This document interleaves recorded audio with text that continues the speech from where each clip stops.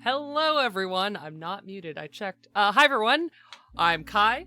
Welcome to my channel, Estelle of Imladris. I use he, they, and she pronouns, and you are back for another exciting installment of Seems Right, my show about costuming and storytelling. Today I'm going to be talking about undergarments and a lot of things about what they actually mean and how they're not just the underwear that you buy in multi-packs, even though those are great. Before we get started, let's see here. I am a TTRPG performer, game designer, world builder, and professional costumer. I love this show because I get to share all of the expansive amounts of information in my brain with all of you. Show us your dice already, Azra. For me? Oh my gosh. Okay. I'm gonna go with... I've got so many great sets on my desk. I have secret sets. I have all kinds of things. What's happening? Ooh. I have... Ooh, here's another of my amazing sets from Everything Dice that I love very much. I have... Okay, this isn't all of them, but it's close enough. This is their... I can't remember what it's called, but it's Drowned Depths, I think is the name of this. And they're very dark, very smoky looking, blue, watery, gorgeous sharp edge dice, as Everything Dice is known for. And they're just simple color drop, but because they're Everything Dice, they're not simple. They look exquisite, and they have these deep swirls of resin in them. Yeah, it's a 7-piece. You can still buy this style, I think. Thanks for that. Fantastic. Well, on that note, since now I've shown even more of how much I love dice, I am excited to talk to you today about underwear. But before we get there, a little bit of my usual channel information. The first and foremost thing, it is a dark time to be a marginalized person in this world. It has been for a long time, but if we're honest, it is extremely dark and difficult in this moment. It is important that we reach out to each other, to community, to build meaningful and lasting ties outside of establishments, governments, or faceless digital spaces. Part of why I started this whole channel was to offer free information and education for those who want to remove systemic, personal, or financial barriers that would keep them from this being accessible, because I believe that the only way forward is together. Thank you for being here, but also I urge you to find one person or more and connect with them. Be there for each other. Community is how we will be here long after this era of darkness passes, just as we have always been.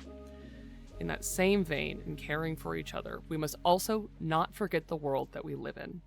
We should fight for the freedom of those oppressed around the world, especially those facing genocide and violent oppression. I stand with the people of Sudan, the DRC, Palestine, and all oppressed peoples of the world and urge you not to forget them in this time of hardship.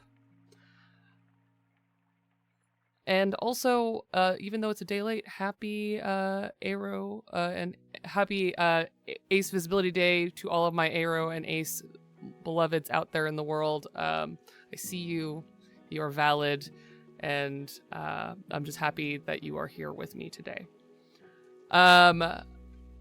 Announcements. It's, as Patrick was saying in chat, my 1-month affiliate anniversary this week. Cannot believe it's already been a month. Thank you so much for being here with me, for enjoying my streams, for joining me and making me feel so welcome to this new adventure that I have been on. You all have made this such a whirlwind month that I am so excited to come back and stream every week.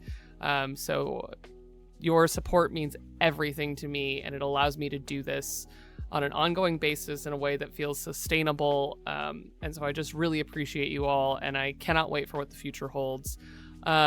If you're enjoying my streams, please consider following if you don't already. And if you're able to, subscribing. I know that it's a hard time right now, so listen, it's free if you want it. And subscribing is just a way that helps me.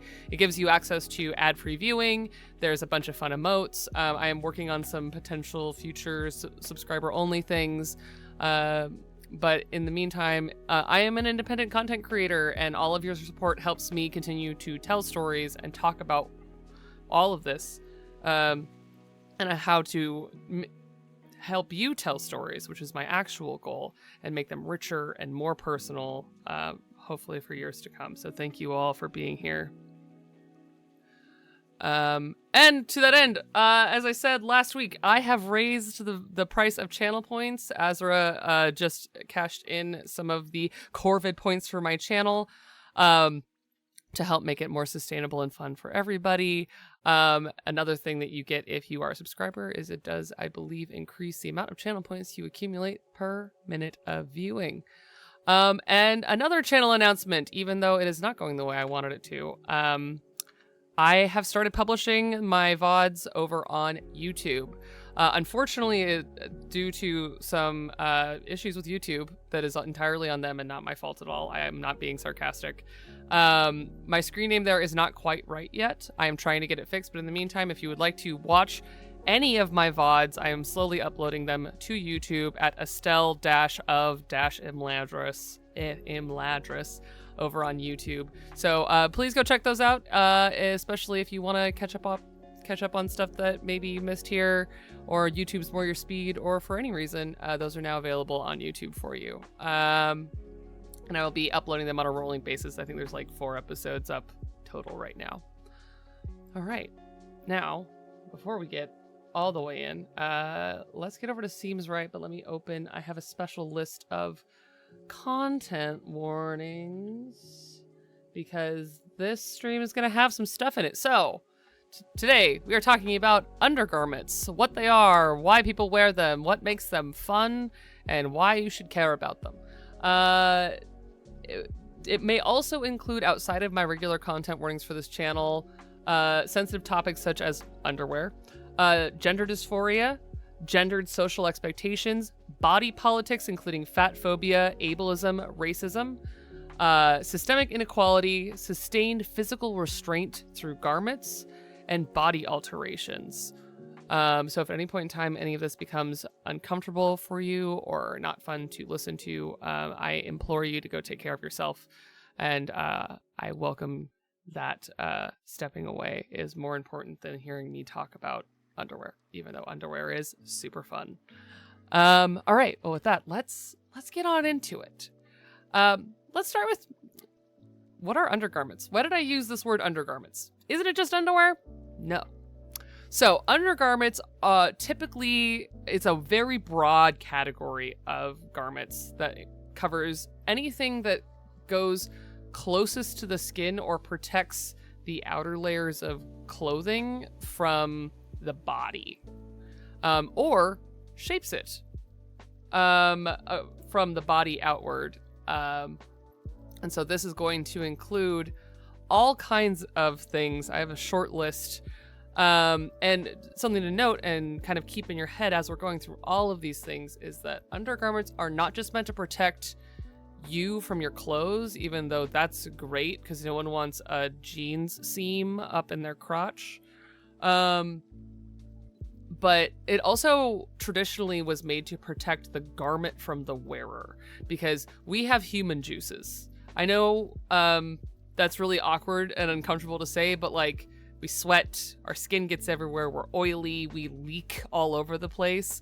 Undergarments are meant to be the thing that protects our clothing from us, because we are also part of the problem.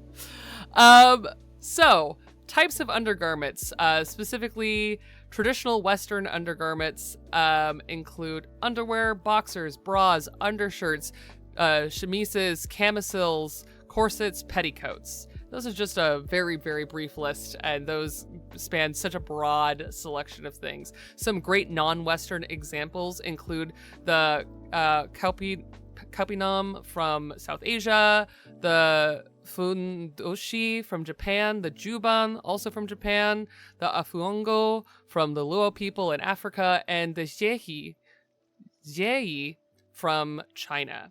And these are some like broad ranging, everything from like loincloth style garments to like undershirt style garments. The ziyi is a bra that was invented theoretically around the Ming Dynasty in China. The afuongo is a type of petticoat that is very cultural and specific to the Luo people in Africa. And all of these garments serve such a broad category of things. Everything from, again, keeping your body juices out from the wider world, but also like the juban is meant to protect kimono from your body. They're the innermost layer of a kimono, especially like a layered kimono ensemble. And silk and the human body should not touch each other. And so these all serve such broad ranges of purposes. So to kind of like now narrow it down, let's talk individually about the like different types of undergarments, what they do. And I'm just going to make some definitions. I know some of it's going to seem so obvious, but they all, I want us to be talking about the same thing. So like underwear. When we talk about underwear, or depending on where you are, these could be your pants, which Americans, please don't be confused when people get real weird at you when you say pants or vest in the wrong context to people from Europe. Underwear, or your pants, or boxers, tend to be garments that go around your waist that are stitched, that are meant to cover your genitals and probably your butt most of the time. They are differentiated from more loincloth-like garments in that they are not folded traditionally.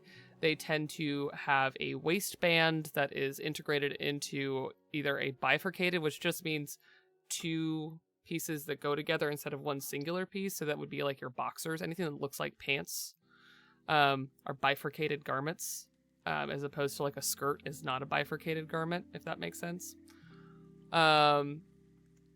And this includes things like hose. Hose is a like really old form of bifurcated garment.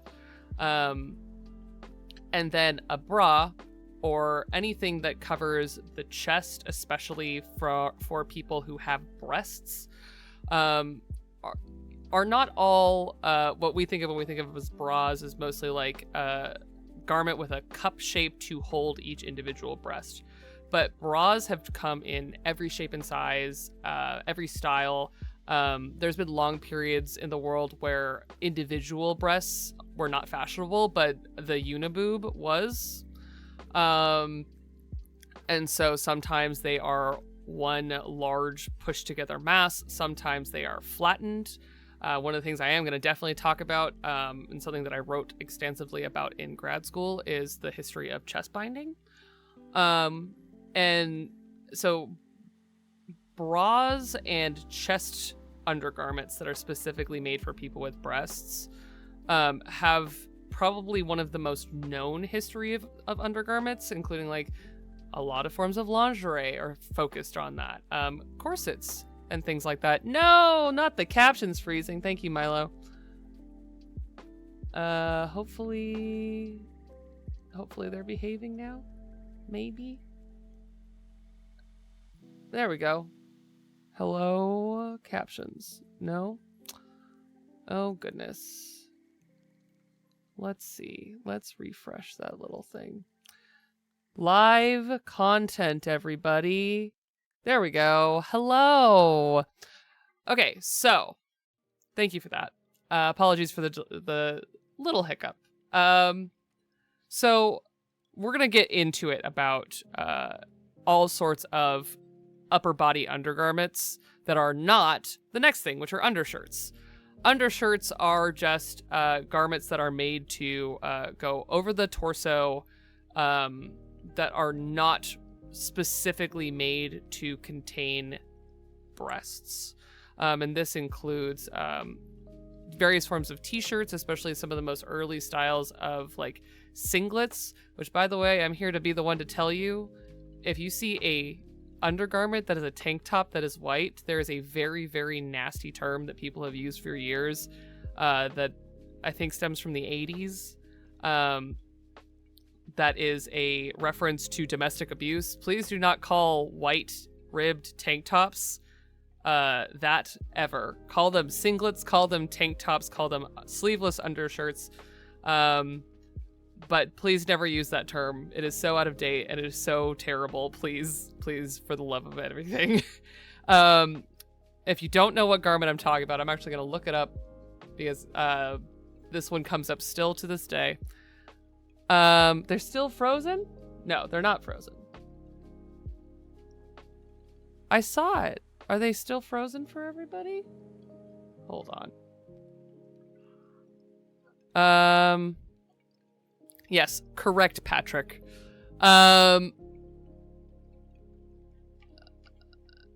Let's see here.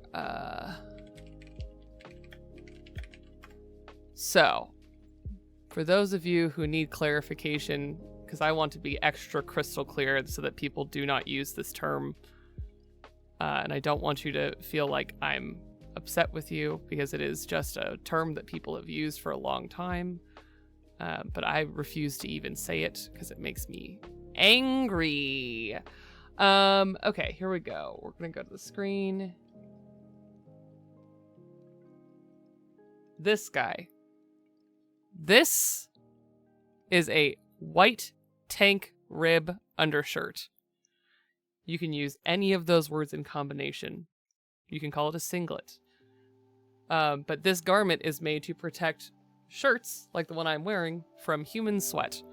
And also hide some little baby underdressing sins that I'll also get into in a little bit. But white tank top undershirts. They also make them in regular t-shirt style undershirts.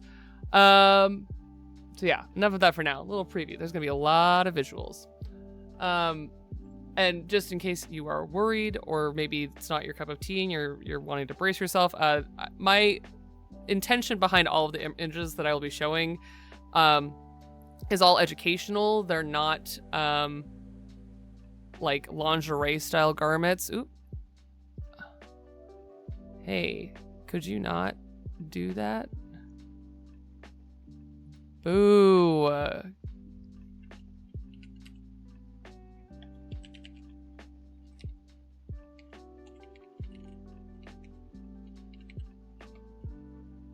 Oh, why are you making it harder for me?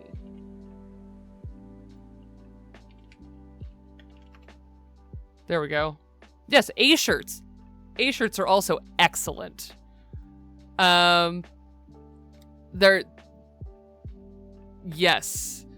Key Squared is talking about the misunderstanding about that particular garment that has a bad reputation for a garment that was actually made for, like, just keeping your clothes safe. Anyways, pardon that interruption. So yes, undershirts. They come in all shapes and sizes. They're great. And yeah, they're A-shaped. The next one is the more femme version, and where a lot of these actually originate from, the chemise or the camisole, or slips and things in this nature. So basically, longer undergarments that tend to be for covering larger areas of the body. So the chemise is the original of these,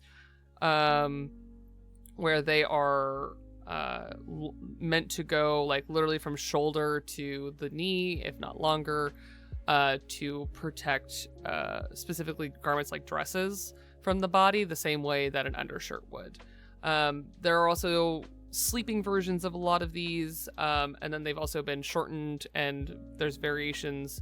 There's now ones that are in two pieces for a camisole and a oh my gosh, a petticoat style, either a slip or something like that. But a chemise, the original French garment, is meant to sit against the body and go from your shoulders down to sometimes your ankles.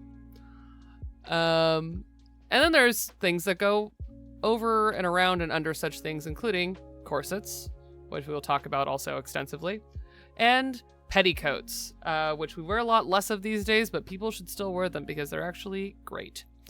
Yeah. So as per usual, because a lot of the history that I have learned, and honestly the most absurdly involved in itself forms of fashion and dress history are European, I will try and sprinkle in non-Western focused fashion, but there are places where these now kind of intersect. Some of the most common undergarments on Earth are just regular old underwear and boxers now. So I'll try and kind of still keep it broader, but this will mostly be about Western dress, especially when I start to get into the terrible sins of Western dress. Yeah. So why get into all of this? Why should we care what either other people, what our characters, what the worlds that they live in, what the media that we consume, what these people are wearing underneath their clothes? What does it mean? For many people in here, I know that I have many wonderful people such as myself who are not within the gender binary, or who are trans, and underwear is so political, and it is also when you're talking about movements like feminism, and things like that. And like part of the reason I mentioned the afuongo is because it is such a like powerful statement. There's literally like a multiple stories that if a man is beaten with an afuongo, it's like the greatest shame of his life if a woman was gonna take off her underwear and beat him with it. Culture's fun. And so it is culture because it is so personal. Few things get more personal than what you wear to, cover your body in the places that very few people ever see. But also, most people wear them, so it's just like a universal thing that you can have in your head. They are ways to keep your clothing clean, and if you're, say, using cartoon logic / pre-industrial logic about clothing in your worlds, underwear is going to be how you say, like, yeah, this person wears the same garment every day and it doesn't smell horrific. It doesn't look terrible. And it also helps keep clothing in place. There's great things like sock garters and all kinds of stays and things like that that keep things where people want them to go. And then yes, they're fashionable, they're sexy, they are underwear can be as fun as outer garments. And so it's something that we can always go back to as a thing for design and inspiration in that way. I mean, everyone look at Baldur's Gate. They designed the characters down to their underwear because they knew that was going to be important to the storytelling. And then the last one, and the one that I'm always so fascinated by, is that undergarments help create fashionable shapes, whether that is fashionable for a time period or it is an act of self-affirmation. So everything from like a push-up bra to a chest binder to all kinds of tucking devices that exist in this world, like those are all affirming things, whether you are trans or not. Like, you can't tell me that a push-up bra isn't affirming to someone if they feel like they would look more like the way that they want to look if they have pushed up boobs. So underwear is personal, but it is so much also about who you are, what you look like, and the shapes that you make. So to that end, to the shapes that you make, let's talk about the long history. I'm going to try and give you like a half an hour tour of the history of undergarments, so that hopefully when I go through some of this, you can pull out points of interest for your characters, your storytelling, things that you want to look into. Please, as always, feel free to ask questions in chat. I'm happy to sidebar, forget where I was going sometimes, and then come back to the actual point. I don't ever do that. I don't know what you're talking about. So, the history of undergarments. A quick history of undergarments. People have been wearing undergarments since basically as long as anyone can record.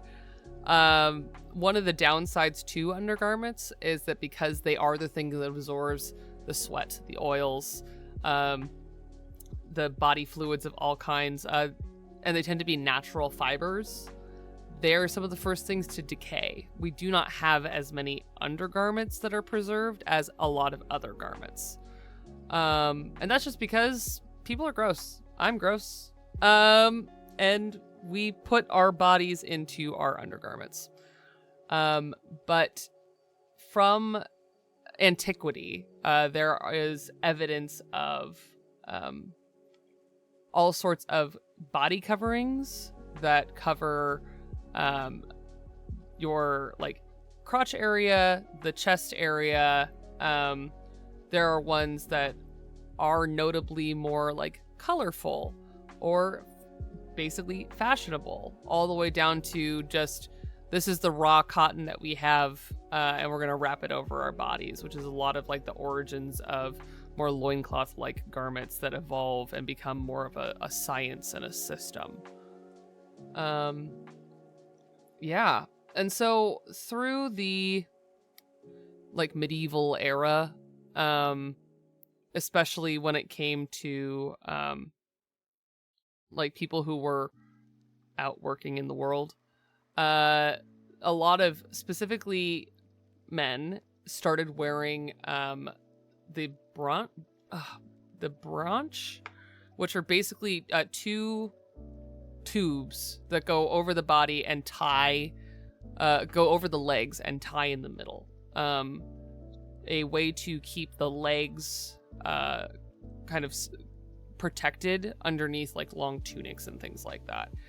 And they tie in the middle, and they're not like stitched together. So it's like one leg and one leg, and they would tie them.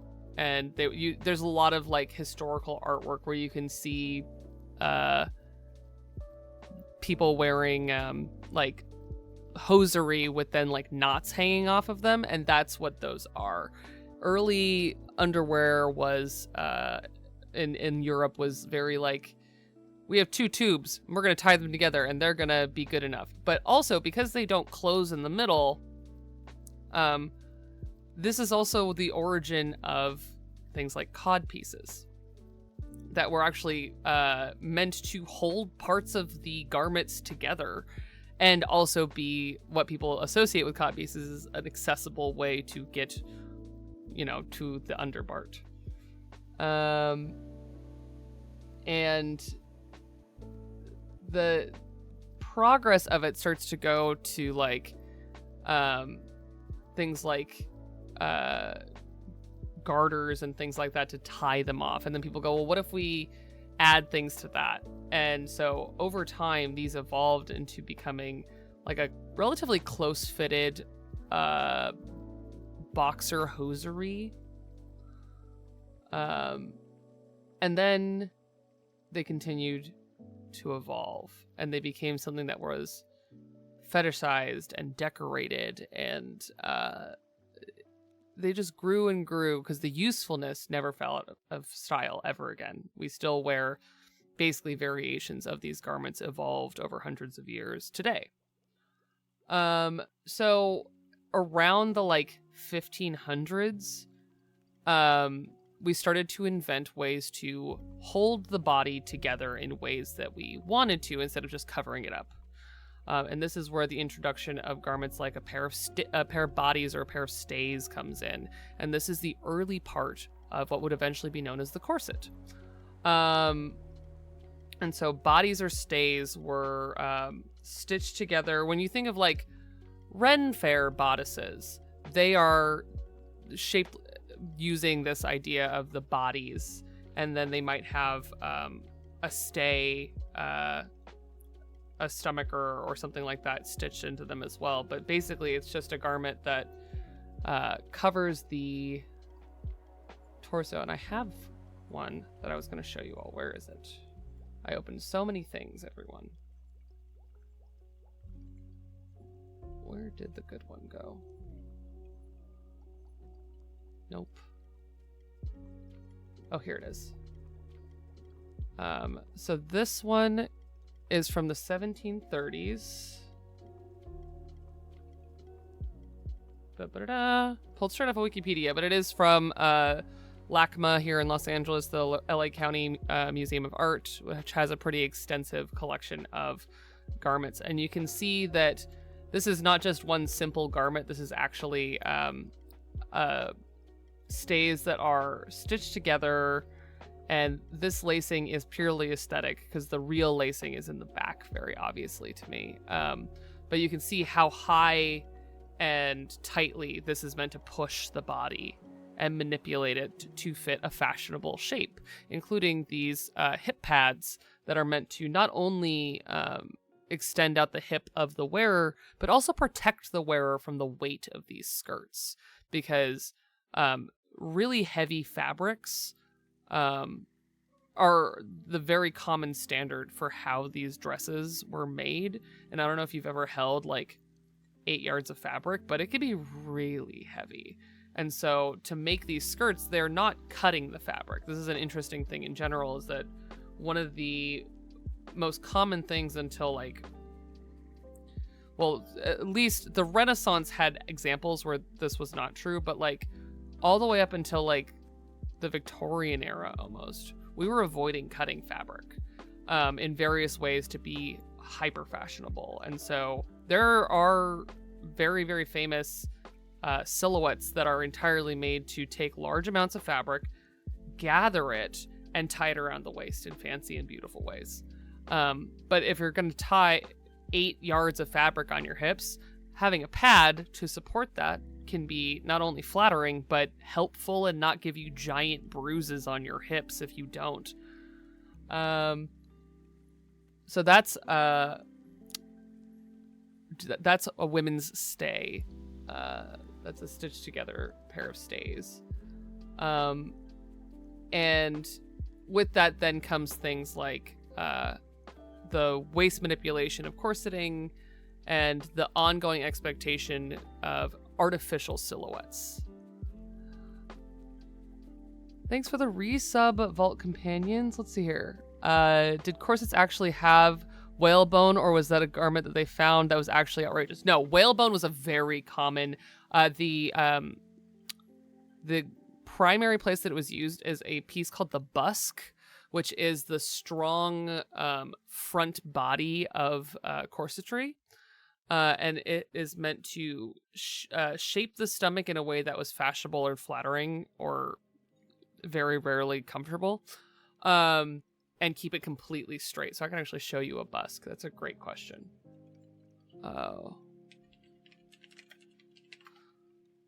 So whalebone busks are so common that I just Google searched it, and those are all whalebone busks.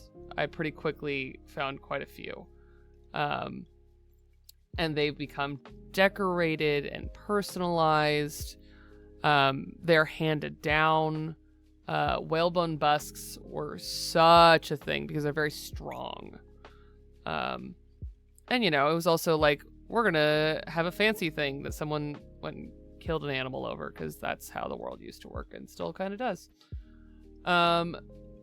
So whalebone busks, a fascinating thing.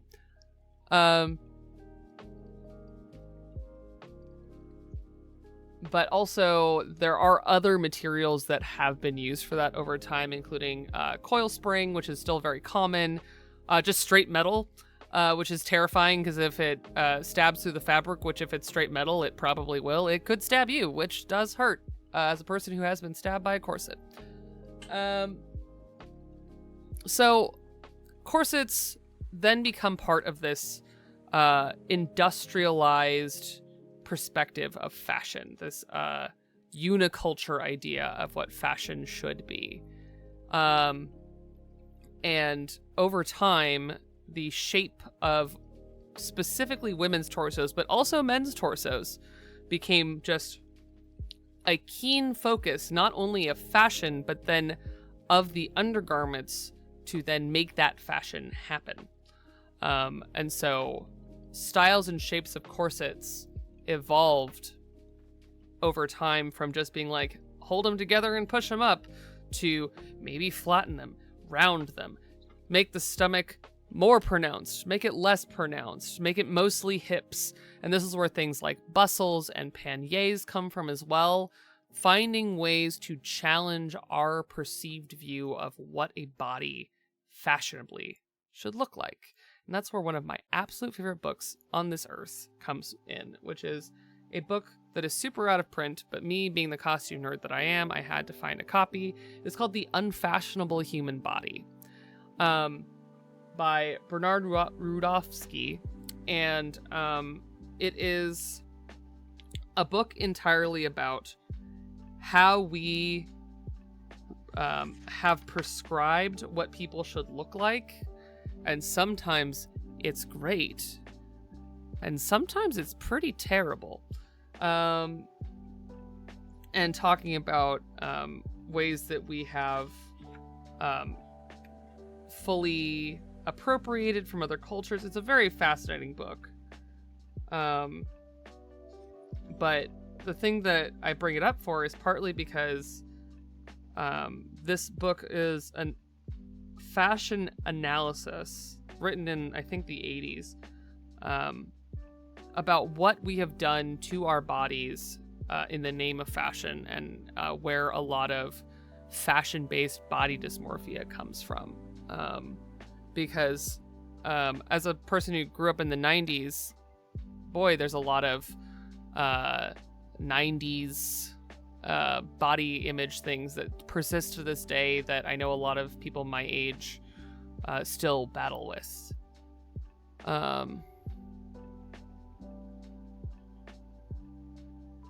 People are talking about baleen versus whale bone. I can't say exactly which part of the whale it was, because I frankly don't remember. I could look it up. It would take me a minute, and I might do it over break. But they were hunting whales specifically to use their body for oil, and they were using it to get whale juices. I don't entirely remember why. And their bones. There was a lot of that. To the point of almost, in some cases, definite extinction. Because fashion.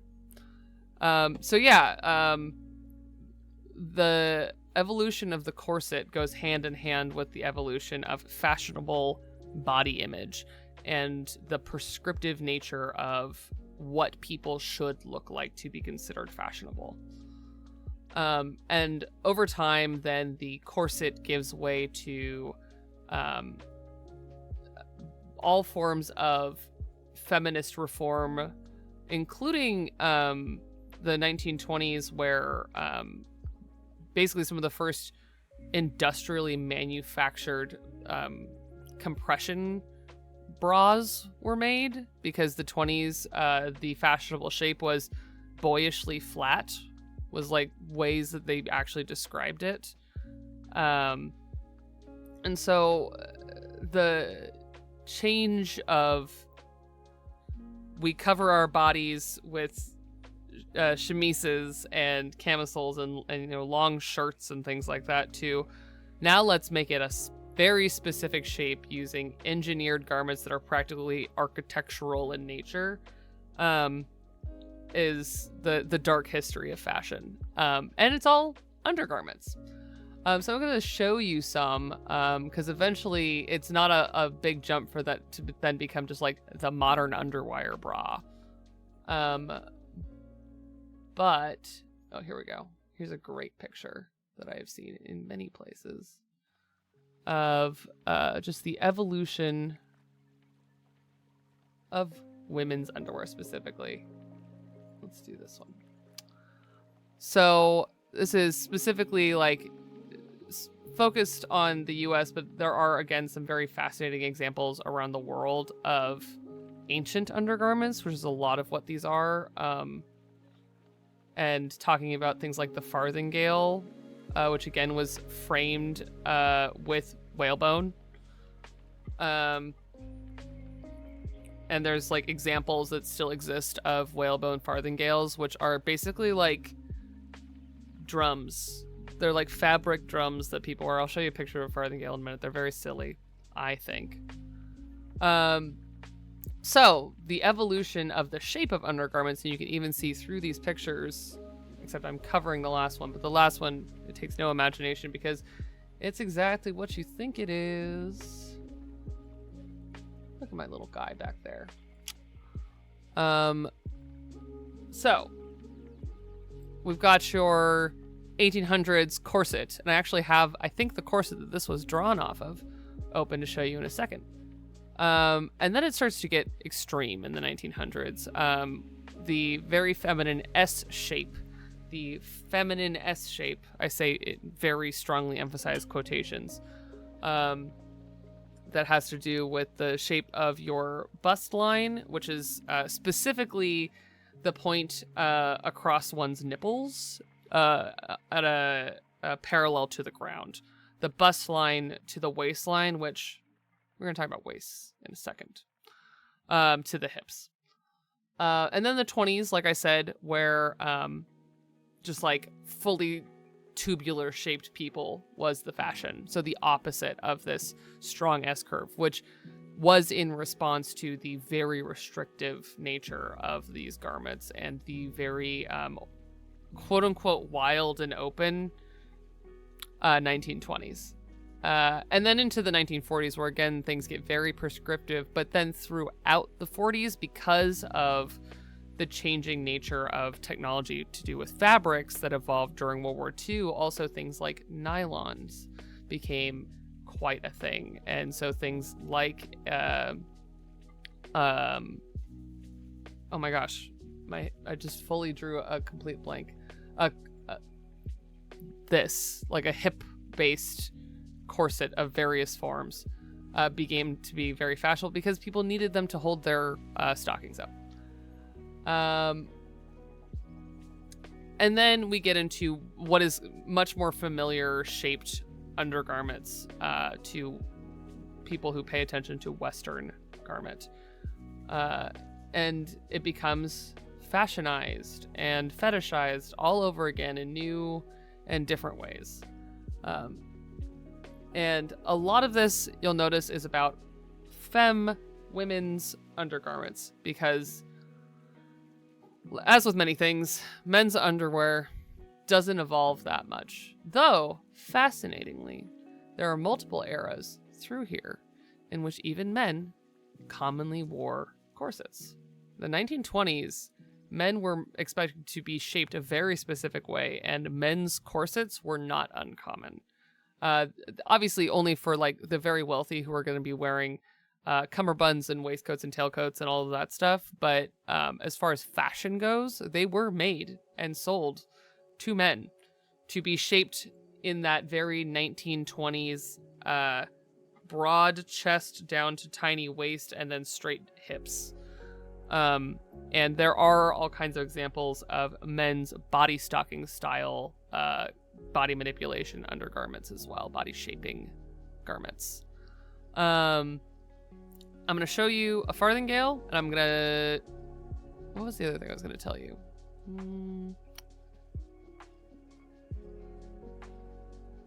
I don't remember. Okay, I'm going to show you a farthingale because they're funny. So you'll recognize it from garments like Queen Elizabeth over here. But farthingales are silly looking. They're not crinoline era like large ball gown shaped. They're tubes. They're just either conical or tubular.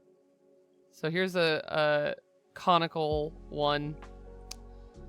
And that is a bunch of circles sewn in a bag so that it looks like an accordion. And then there's a waist string on it. That's a farthingale. And I just think that they're silly. Yeah. Like, this is how farthingales were made. This is a drum farthingale top. And it's just for the shape because people thought it was flattering. What was the other one? Oh, there was something else I was going to tell you. I'll have to go back and look it up. But in the meantime, I'll show you some of the other fun things I have pulled up. So, as always, going to extant garments, the original source material, is always some of the best ways to look at garments. And so my absolute favorite undergarments I've ever seen was at this amazing exhibit when I was in England at the Victoria and Albert Museum about the history of undergarments and comparing various undergarments through the years to their modern counterparts and having an old pair of men's undergarments, like really old style boxers with the big button fly that go down to the knees, and the like yoke waist, which if you don't know what that is, it's like a separate piece of fabric that's basically just a belt, and then the boxer part is actually sewn into the waistband instead of what we think of now, most boxers that are still made of woven instead of stretch material. It tends to just be like fabric wrapped over an elastic band that's stretchy, but these ones were like beautifully made next to a pair of beautifully made modern boxers, and you can see that they're almost the same thing with the seaming and everything. So I always go to the V&A for my undergarments first. So this is a slip from, I believe, the 1920s. You can again see that there is like no bust line in this garment at all. And I know a lot of this is history, but something to keep in mind is that like this is also me telling you, you don't have to follow modern fashion rules when you design things, because we've done everything as a people. Because this is probably made for an adult, and it sure doesn't look like a modern adult's garment. It looks like a child's garment. A slim lines of the 1920s, yeah. Though they weren't always slim. They also brought panniers back, which is so terrifying. Versus this 1950s, again, corset. This is still a corset, according to the 1950s set. But you'll notice it has soft shapes, because this was probably for a more casual, like, day dress look, if I had to guess. Here's something fun. This is a bustle cage. Yeah, it's a bustle cage. So that beautiful Victorian... If I could type, that'd be great. So to get this shape,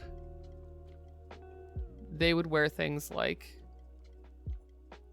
this. And so there are ways to achieve fascinating silhouettes through garments. Oh, this dress is so beautiful. Oh, speaking of, here's a pair of nice men's boxers with the yoke. This might have even been the pair that I saw. So here's the yoke, and then the fabric sewn into it, including buttons. And if I had to guess, these loops are to attach some kind of suspender to them. But this is 19th century underpants. They look like they could be modern long underpants today. And here's the full ensemble all laid out, which is very cool. Thank you for the hydrate.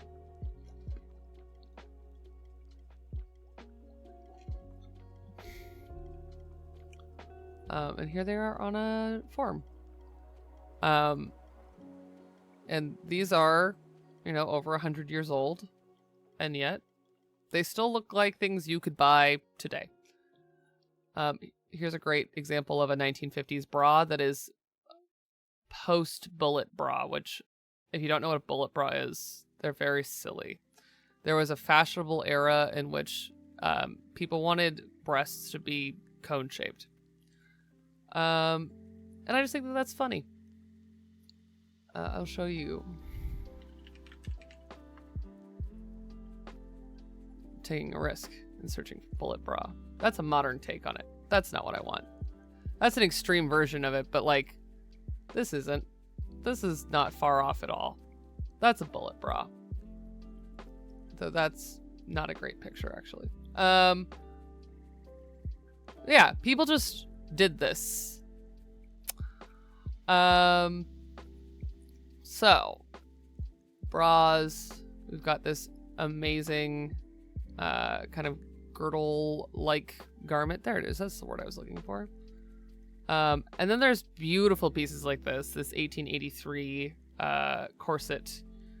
That again, you can see like all of these sections in yellow are reinforcement to hold it in shape. And then going back to the whalebone conversation earlier, this centerpiece is actually what's called a spoon busk.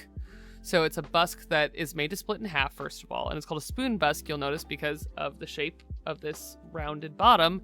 It's a little spoon shaped, and it's meant to hold the very bottom of like a tummy shape, of actually there being acknowledgement that, I don't know, people have stomachs.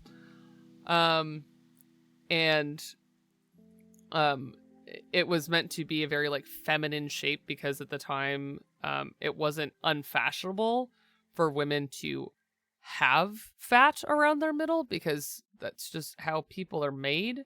You can see even on their form, like it doesn't sit flat because she's made without softness because she's a mannequin. But you can see that this is actually nice and shaped. But this is not going to be whalebone. This will be metal. By the 1880s, we're talking industrialized metal production of these. And then here's the back. You can see it with all the eyelets. And this is leather. The yellow parts are leather.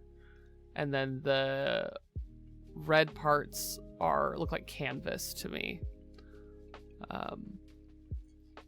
And so that is how people would then wear this under their big dresses and things like that. So that's my tour de force of the history of undergarments, of which there's so much, and there are multiple university level classes that have been taught on the subject. So with that, it's about halfway, so let's take a break in just a second. But please, if you have any questions, you have anything in particular you want me to explain or look at, I'm not afraid to do live on the air research. I just want it to also be fun and engaging for you all, which is why I'm going to go look at the whalebone question on break in a second and come back with an answer after break, because that's just going to be going into a book and reading some words really quick. Yeah, we wear underwear, and it comes in all shapes and sizes and shapes us into different shapes and sizes, which is why when you tell stories, sometimes it's super fun to explain the layers. And that's even outside of the personalness and the, often the sexiness of undergarments. It's why we look the way we do and how we keep our clothing clean.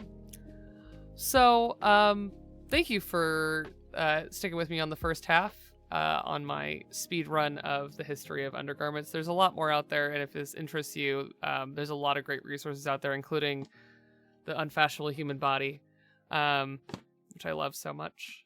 And we can look into that together too. But in the meantime, go get a snack, pet your pets, drink more water like me, and I'll see you in about 10 minutes. Bye. Hello, everybody. Welcome back. I lost you all in my windows when I was doing my research, but I'm fairly certain I have returned with an answer. Hello. Thank you for hanging out on break.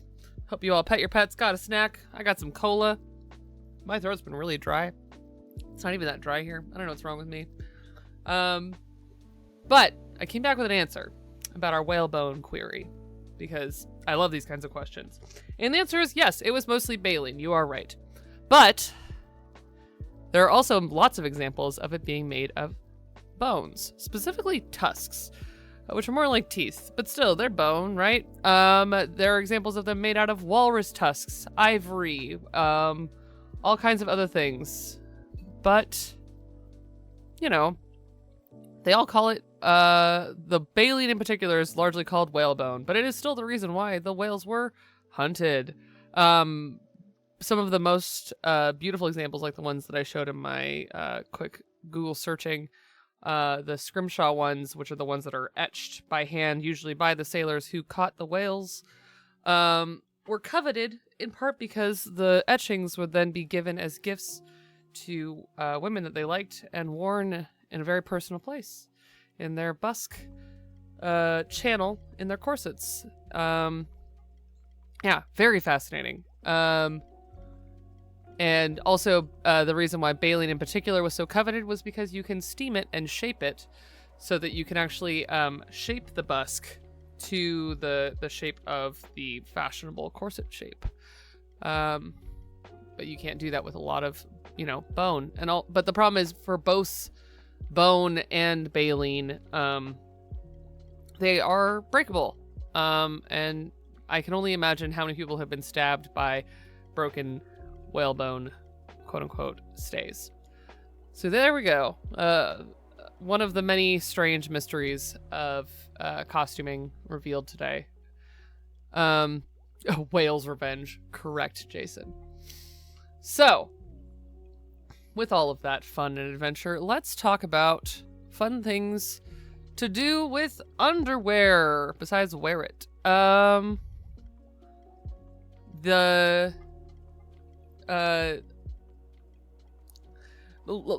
little spiel before we get all the way back into it, now that you've heard why so much of this caveating has been there for the content warnings for tonight. Underwear is very personal. So this conversation may include sensitive topics like underwear, gender dysphoria, gendered societal expectations, body politics, fat phobia, ableism, racism, systemic inequality, sustained physical restraint through garments, and body alterations. Because fashion's weird. And my other caveat, like I said at the beginning of the stream, is that a lot of this is from a Western perspective. There are still also body politics and fashion politics around how people look and their body typing and just how bodies are shaped in non-Western cultures. But because Western fashion is a monoculture, there's a lot of really big examples, and it is the one that I was taught in school. So that's the base of it. I will always try and integrate non-Western examples when they come up, but a lot of them are cultural and culturally specific and not my subjects to talk on, because they are so different all the time. So back to underwear. And as always, feel free to drop questions in chat and I will do my best to clearly answer them. Sometimes I will also go do more research like I did on break. So what's some fun stuff about underwear? Let's talk about how underwear is also one of the main ways. Hello, Watson. Don't fall. Everyone, my son is here. Hi, bud. Come here, baby. We're talking about underwear. You don't wear any. No. So underwear is one of the main places when people start to explore non-assigned gender, which is always fun. And so one of the things that I wanted to talk a little bit about is the history of binding, and specifically binding garments. I have to open a file. Where'd it go?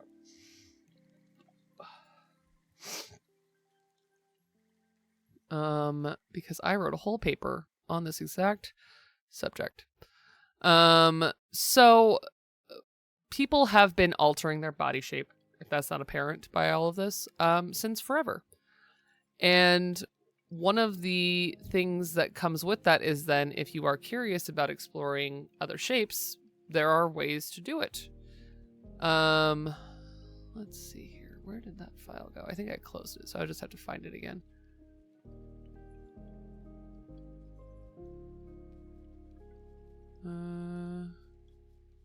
Nope, that's a different one.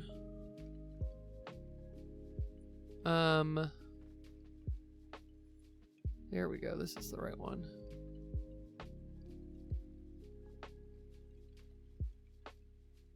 Nope. Why do I have so many files, everyone? Who does this? I have it now. It's happened. So people have been binding in various ways since for like ever. There's examples of like feudal Japan having good examples of it. It's called sarashi in feudal Japan. There were ways to do it that were seen throughout the 19th and 20th centuries. And not all of these were for fashion. Some of them were examples of gender exploration. So a lot of the early examples involve cotton wraps. Sarashi was bleached cotton or silk.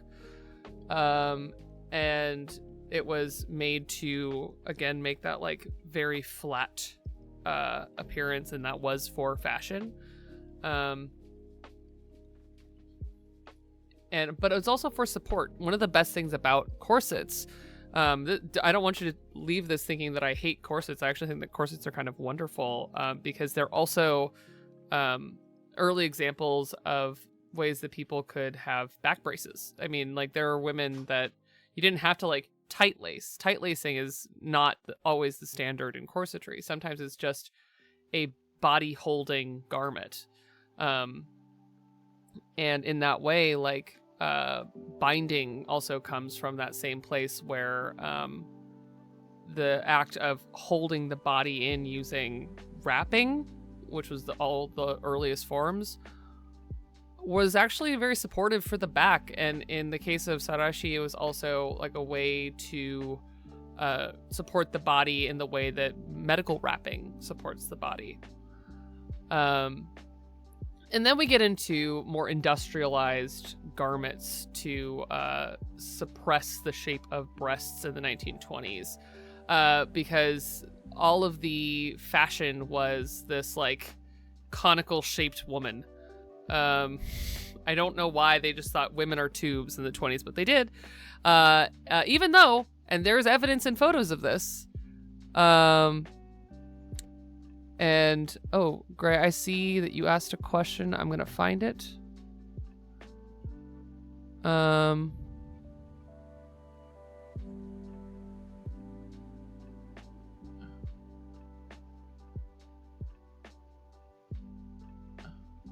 going to find it. It's going to happen. I'm not seeing it.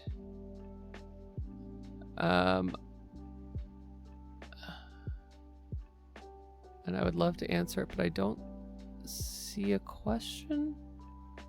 Maybe I am forgetting how to read. If you have it, I would appreciate you sending it again. I apologize that I missed it. So I will go and scroll again in just a second and double check on that. So these 1920s tubular shaped women, had all kinds of fashionable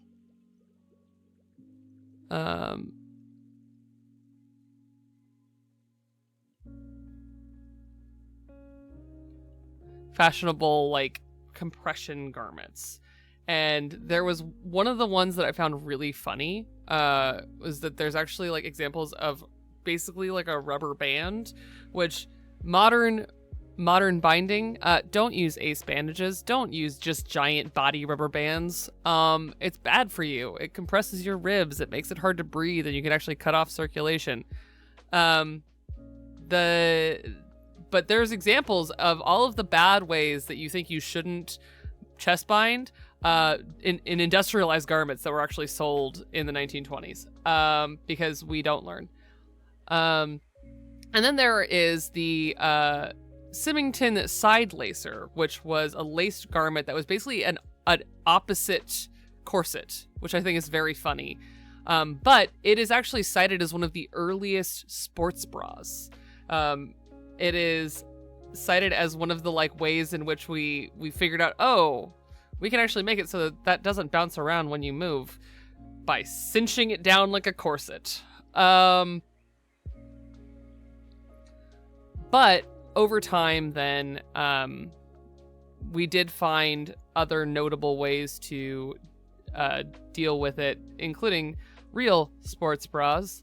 In 1997, when jogging started to get really fashionable, a few people actually got together and created the modern jog bra, which became the sports bra, which was inspired by men's jock straps, which is sensible because it also does the same thing for men.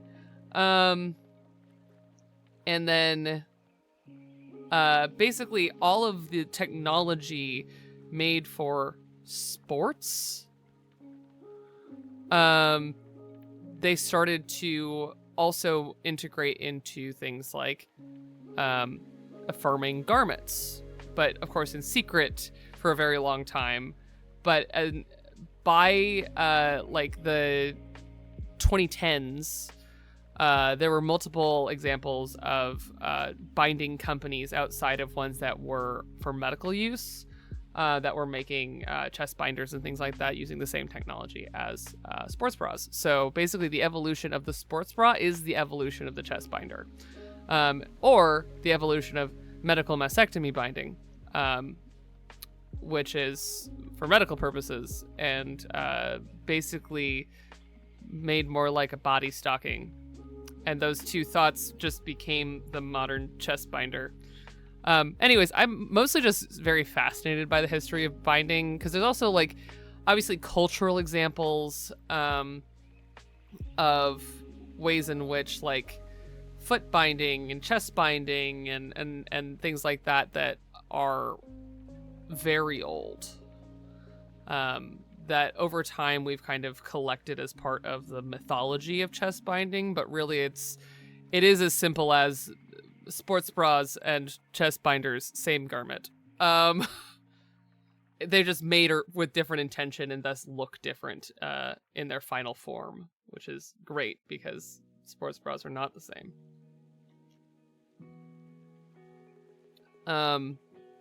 Yeah, so that's my little sidebar about that. But outside of chest binding, like there's also dance belts and all kinds of things that have long been used for tucking. There's all kinds of very like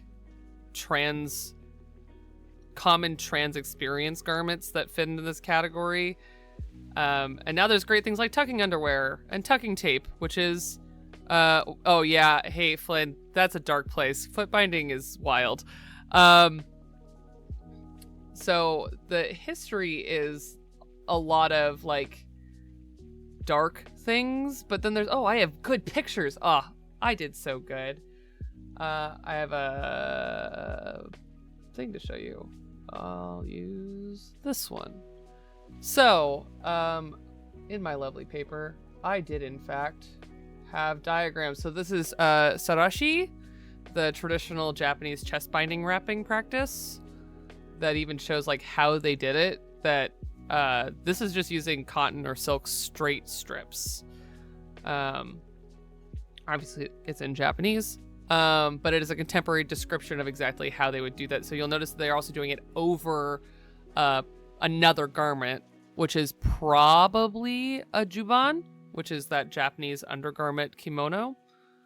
And then keep in mind, they're doing this wrapping, and then they're also wearing an obi over everything. So they're literally wrapping from the like armpit to the natural waist. That was the rant that I had. I found it again. I'll get back to it. I will. So they're wrapping from the underarm to the natural waist, and then when they put the kimono on over the natural waist to the high hip, they're wearing an obi over the top of everything. So we're just wrapping on wrapping on wrapping. And then this is the Symington side lacer, the chest corset, which I just think is delightful. You can even see it has like corset straps that are then made to wrap around and be tieable by the wearer, which is a notable thing about corsets, is that a lot of corsets you couldn't put on yourself, which is why things like ladies' maids and handmaidens have existed for as long as corsets have really existed, because you really can't get in a corset on your own. It's really hard. And they make like furniture. They've made furniture over the years to help people do it. It's really hard, and I don't like it. But then there's funny things like this. This is that rubber binder that I was talking about from the 1920s. This is an actual ad for it. Let's see here. Here's Gray's question. Comfort is more prioritized. Go into. So, yeah, I'll just read the question out loud. It's a very good question. It's all good. Gray is curious about whether there are patterns for when comfort is more prioritized or less prioritized, and the factors that go into this. We're talking about like fashions of dress, and then factors that go into it when it comes to designing and wearing them. Maybe even sorts that could be designed more based on comfort that aren't so, or like fabrics that tend to be used for them. I think I understand what you're saying here. It's a really good question, actually. So a lot of it is philosophical and social. And so like the 1920s are seen overall, not just in fashion, as a huge response to the very restrictive nature of the teens and a response to World War One, in which the world was so restrictive, and fashion was very over the top, but not in a visual way, in a like its omnipresence in culture. And it was very restrictive, conservative, and the 1920s is largely seen as like a liberation from that. And so the fashion was to go the complete opposite direction. But also there are other factors. So like I'm going to use the 20s as my main example to talk about this, because there's a lot of very interesting examples going on all at the same time to do all of the things you're asking about. So like there was a move towards naturalism, but when I say naturalism, I just mean the opposite of an extremely synthetic 1920s. I'll show you a silhouette of a woman from the 1920s, or 1910s. That one, sorry. Because it's wild.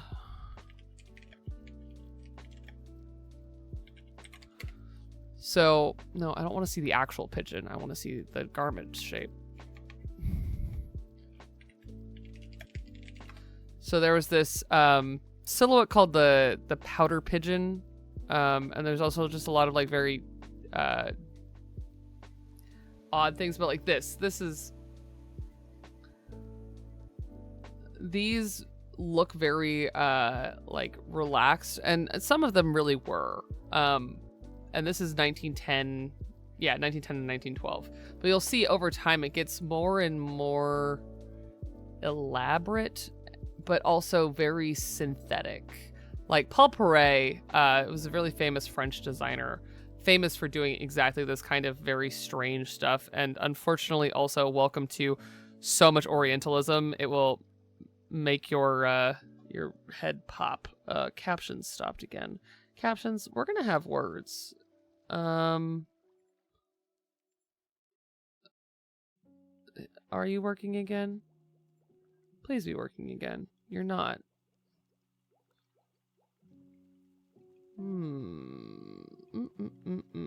Okay, it looks like it's working. No, you're not working. Captions, I'm gonna fight you. Anyways, I'm gonna do that. I'm gonna do that. I'm gonna reload the source. Sorry. This is worse than usual. I wonder why.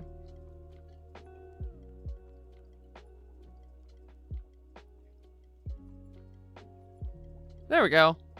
Look at that. Captions for all. Thank you for the flag. Apologies that it keeps doing that. So, anyways, back to Paul Poiret and Orientalism. So, the 1910s had a very strange obsession with Asia. And so they did things like this, which are I see vaguely like South Asian influence on this, but only in the worst way possible. So you'll see that this is not what people look like. It does look at least more comfortable than a lot of the other stuff I was looking at, but what I'm looking for is stuff like this. So this is the hobble skirt, for example, and it does exactly what it sounds like. It's just what the skirt is called, and it is that band. I'm going to zoom this in. That band is supposed to go just below the knee, and this woman was expected to walk in that. What's that? It's the speed limit skirt. So this is the kind of stuff that was coming out in the 1910s that people were tired of. And so by the 1920s, there was a rebellion against it. And also against this very fake shape of garment that was this like rounded chest shape that you can kind of see in some of these women. But even then, this is like pushing more towards the natural. But then we get into this, which is this like straight up and down, what if I'm just a column person? A waistless, like literally without a natural waist garment that is just a straight tube when people think of the 1920s, because they said, okay, we're done with hobble skirts and all that stuff. And yeah, it does look like a bit of just a slip. So it was a philosophical stepping away from this restrictive and very prescriptive nature to something more comfortable, even though it was still very synthetic. And as far as like the wider thing is that so much of fashion is prescribed and not created by the wider masses, that you'll see that even though there are fashion rules and like fashion eras, people who don't fit in that, marginalized folks of all shapes and sizes, and I mean that quite literally in this case, tend to just not participate sometimes, because the answer was, oh, well, I'm fat, and no matter what I wear, I have shape to my body. I can't be a human column without a lot of other stuff than just a single bra.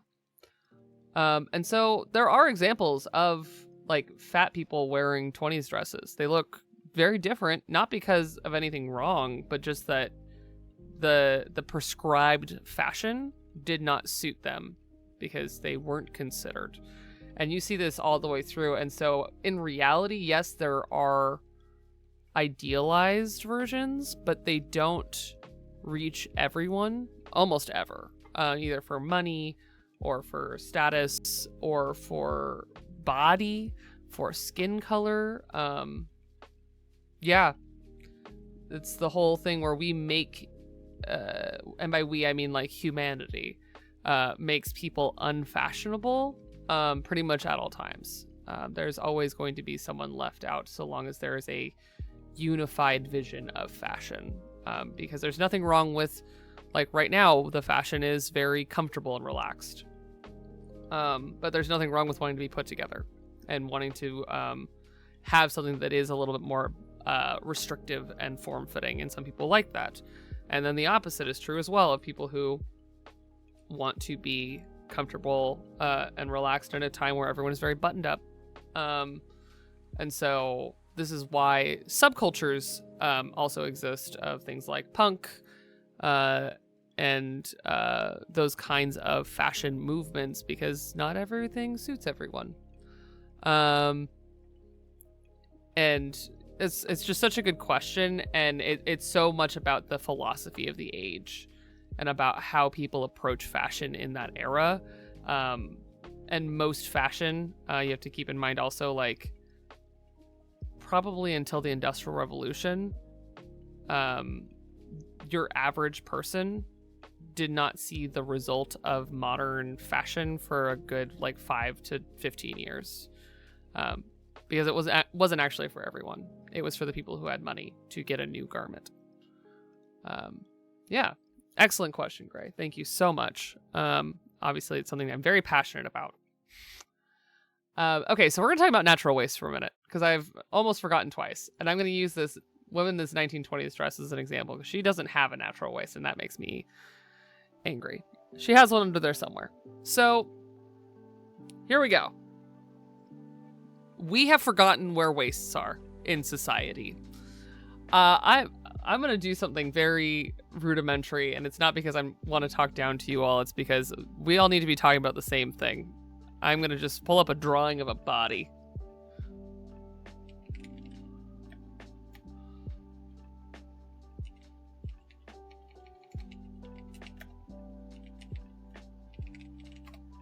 Okay, so this one's perfect, because they have a belly button, which is oddly important. No, don't give me that. Enlarge. No, I don't like that one, actually. I'm being picky now, I'm sorry. I want this one. Visit site. Oh, no, shh, Indy, don't tell people that. I love high-waisted pants. No. Okay, here we go. This one. So, waists. We're going to talk about what a waist is. And I don't mean W-A-S-T-E, I mean W-A-I-S-T. I know how it sounds. So, on the human body, we have decided that waists are 3 to 6 inches below the belly button. That's not where a natural waist is. And this is going back to things that we've talked about before on this stream about fashion sizing, about the unification of fashion and how I hate it. Sizing is about measurements, right? Wrong. In fashion, it's about made-up numbers that don't make any sense. The natural waist, which is the place that most traditional cutting and tailoring guides for making garments bases the waist measurement on, is not where even fashion measures the waist now, because we've broken it and everyone thinks that it's 3 to 6 inches below the belly button. Your belly button is probably your waist. Your belly button, or it is meant to be the place that when you measure your torso, say you put just a tape around your torso. I know not everyone has measuring tapes everywhere in their life, but I do. And so if I were to take this measuring tape and put it on my torso, at my waist, it would be the place where I'm going to stand up. You're going to get a demonstration because I want everyone to know where your natural waist is. Here we go. I'm going to be hard to hear for a second. So, here's my waist. And I can tell you that because it is where, when I pivot my body one way and the other way, that is where I bend from. That is my waist. Right there, that line. You see that? Because it's where I bend. It's where I bend. That's it. Your waist is where you bend. It's not where your pants go, because modern pants don't go there. But that is actually the strongest weight-bearing part of your torso. That is not your shoulders. So when people say your waist, even though they're talking about this area down here where my pants are, this is your waist. Anyways, rant not over. Sit down at least. Hello. I've been contained back into my box. So the reason I rant about this constantly is that when people talk about their waist, and this is not about like body typing, everyone has a waist. Even if you are a pear-shaped individual, waists are the natural point on your body where you bend from. It is the place that you bear a lot of weight, because it is also like literally a center point of the gravity and movement and mechanics of your body. And so no matter if you are actually built like a column, like a 1920s woman, when you bend from a specific pivot point, and that spot is meant to hold weight. Oh, I love a natty waist. That's really funny. Well, thanks for, I like this shirt too. Thank you. Like my little space shirt. Natty waist pants. Yeah, so when people talk about like high-waisted pants, they're probably actually talking about naturally waisted pants. Because that's actually, it's where they go, but because again, we've like unified how fashion works, clothing doesn't sit there anymore. But like going back to the subject of this stream, undergarments, there's a lot of undergarments that historically have focused on your waist. The girdle, the corset, original forms of underpants, petticoats all go to the natural waist.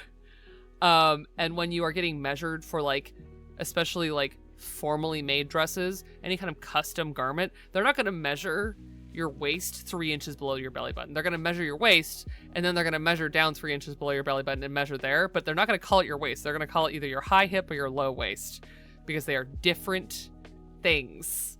And I blame the 1990s and early 2000s and hip huggers for the fact that people don't understand that hip huggers are not where your hips really are either. But that people thought that was wearing your pants on your waist, because those were pants that were almost falling off of your body at all times. So, your natural waist. When you are being fitted for a corset, when you are wearing any kind of harness that actually has to bear weight, so like a climbing harness, a parachuting harness, and I know this is relevant for a lot of like storytelling and tabletop stuff in particular, when you're wearing like a sword, when you wear armor, all of that is going to sit on your waist, not on your hips. So when people show people wearing swords on their like hips, there's a reason why sword frogs exist. And if you don't know what sword frogs are, it's that thing that when you're wearing a sword and it's like hanging below your belt, it's like your sword has its own belt. That belt that connects to your real person belt for your sword is called a sword frog, because it's meant to hang lower than your natural waist. If you can wear your sword on your belt and it's not slung at an angle, you're wearing your sword way too low, and it sounds very uncomfortable to me. Because your waist is the fulcrum point of your torso. Science. There you go. Natural waist rant done for now. And now you know where your natural waist is. And if anyone ever asks you to try on vintage clothing or what your waist measurement is, that's what it is. So yes, natural waists are very important, and they're near and dear to me. And don't let fashion tell you otherwise. So there's only about 15 minutes left. Let me see what else I have on here. I have a giant list of stuff to go over. Oh, okay. We're gonna talk about the fun stuff, some other fun stuff. So fun things about undergarments, besides the fact that they can be very affirming and help with things like chest binding or tucking, or just if you're cisgendered even, like you can pad your undergarments, you can push your body parts in fun directions. Packing, shoving socks in your underwear, wearing a push-up bra, all that gender affirming. I don't care if you're cis or not. Oh my gosh, yes, backpacking. Another great use of a natural waist. Thank you. So, underwear is very affirming. It is sexy. I mean, like, there's whole industries. Some of the most expensive things you can buy are like handmade, beautiful lingerie. They make lingerie for all genders now. It's awesome. We live in a time where if you like lingerie, there is great lingerie for you out there. It also keeps you from being Scottish, because I don't know if you know this, but it's true that Scots traditionally do not wear underwear under their kilts. That one mystifies me. That seems like it'd be too much breeze down there.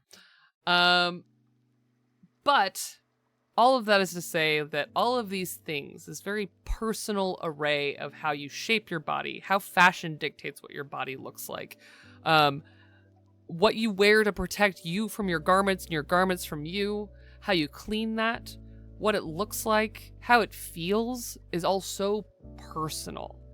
And so one of the last things I want to impart is not just all of this detail, because there's a lot of it.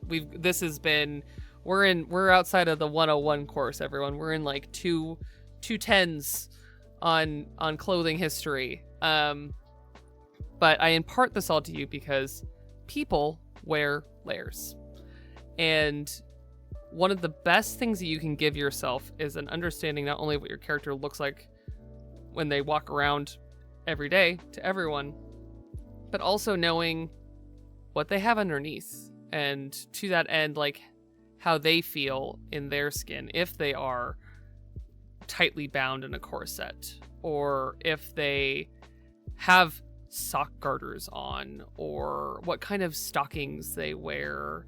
There's this incredible story from World War II era here in the US where silk was rationed, and so they created ways for people to draw on the seam that would go up the back of the leg in stockings, so that people still felt like they were fashionable and beautiful even though they couldn't have silk stockings anymore.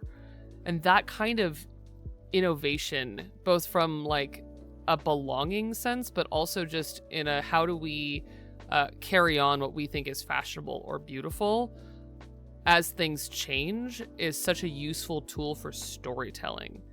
And so knowing not only like what, for me right now, what my cute little space shirt has underneath it, I'm wearing a binder, and like knowing what that feels like, and being able to then say like, okay, so my character underneath their shirt is wearing an undershirt, and maybe they're wearing a binder, maybe they're wearing a corset, maybe they're, maybe they have petticoats on, but then you can go and describe what that is, what that looks like, how it feels. When they're teaching actors to work in period dress, they'll actually teach them how to dress and undress if there are scenes where they actually have to get out of their costume or back into it on screen, because the way that people wear their clothes is so important, and undergarments are the thing that dictates that a lot of the time. And so like I just watched a movie over the weekend that involved all of the layers of a 1930s like formal women's gown, including the bra, the corset, the slip that was worn, and then also all the layers of buttons and everything. And so like knowing that for your character can be so important. Oh yeah, sock and shirt garters are amazing. And if you don't know what those are, they're literally like suspenders for your socks that you wear just below the knee to hold your socks up, because elastic hasn't always been able to be integrated into everything like we do now. And that kind of detail, knowing that like when your character takes their pants off, they're wearing shirt garters that go from their thigh and then attached to the bottom of their shirt, and then sock garters from the underside of their knee to grab their socks, is just such a fun image. But it also says so much about who they are, that they care so much about their appearance. And those kinds of details help inform who we are as people, who they are as people, because they wear that every day. Or maybe they don't wear it every day. And maybe it's someone's first time getting into a corset, of which there is like 1,000 tropes of women putting each other in corsets for the first times in media. And like that intimacy, that vulnerability, the reason why people do that scene over and over again in media is because it is so vulnerable. Of, I am about to be different than I was a second ago, and I'm trusting you to put me in this garment to do so. And almost no one else will ever see this because I'm almost naked, which is, you know, I'm talking in the case of the women in that scene, but like, it's very intimate, it's very personal. And people exist in a world where, you know, we use body wrapping, or we use all kinds of weird rubber compression body stockings or whatever they are, to cover ourselves and protect ourselves from the wider world, which is why I make the Scottish joke. But like, undergarments protect us from the elements. That's why bloomers exist. It protects us from, you know, being cold in places we don't want to be, being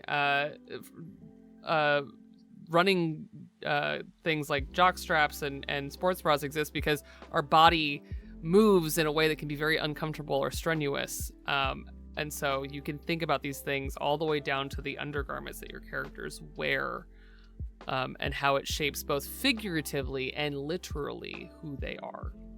So thank you for coming with me on my deep dive into underwear. I hope it was educational and hopefully at least a little fun, because it's a subject that gets missed often, but I think is very cool,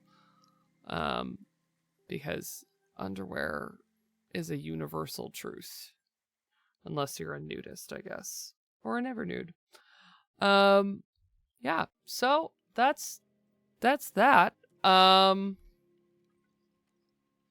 Oh, and I was going to just show off the end of my little presentation.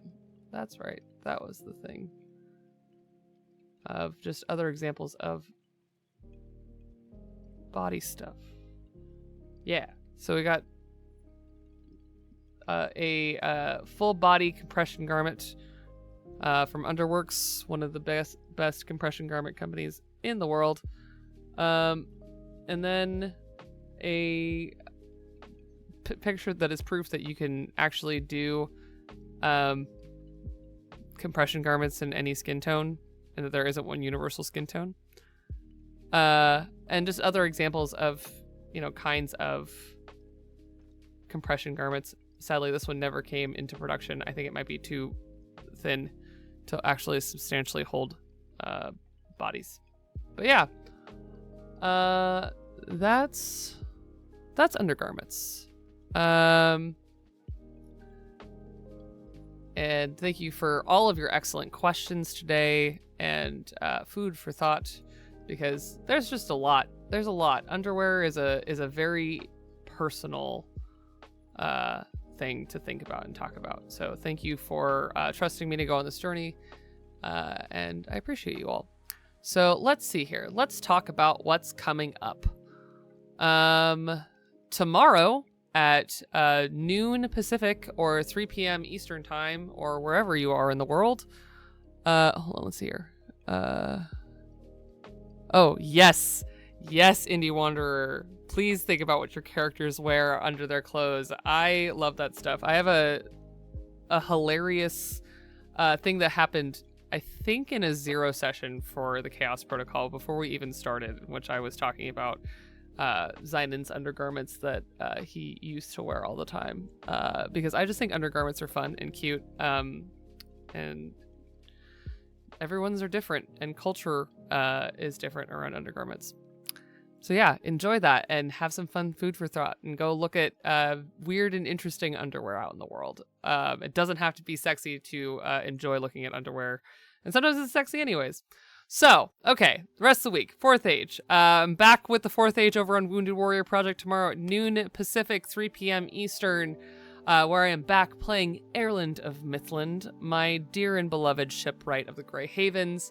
And we are going to the Sea of Rune, which is very cool because it is a place unexplored in the works of Tolkien, other than like 3 sentences in a corner somewhere and drawings on a map. So it's going to be super fun.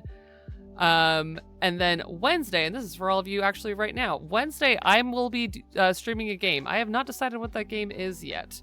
So if you have an opinion on it, I do have my poll open. I did reset it very recently. And I might just decide to play, gosh, my brain empty. The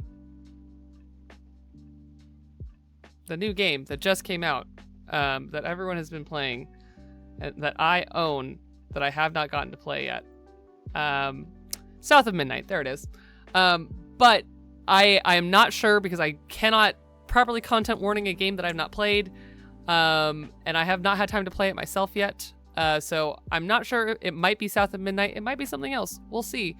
I'm also considering playing Unpacking. So the broad spectrum of man, I guess.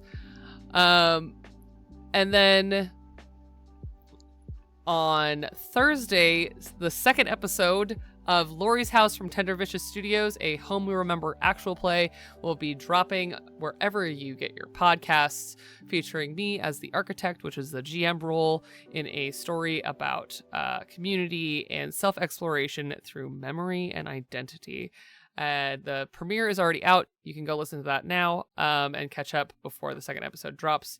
And the second episode is where we really start to show you what this story is actually going to be and how this journey is going to progress and what the actual game system looks like. Even though, don't be confused, there is game mechanics in the first episode. They're just not, they're not as obvious. Oh my god, all of them. I love all of them. But yes, I love Ida so much. I love them all. And then on Saturday, I'll be back with more of the Chaos Protocol over on Transplanter RPG, where we are ramping up to the end of Arc 3. And there's going to be an epic, dramatic showdown that has already kind of begun, and I am so scared. I'm so scared, everyone.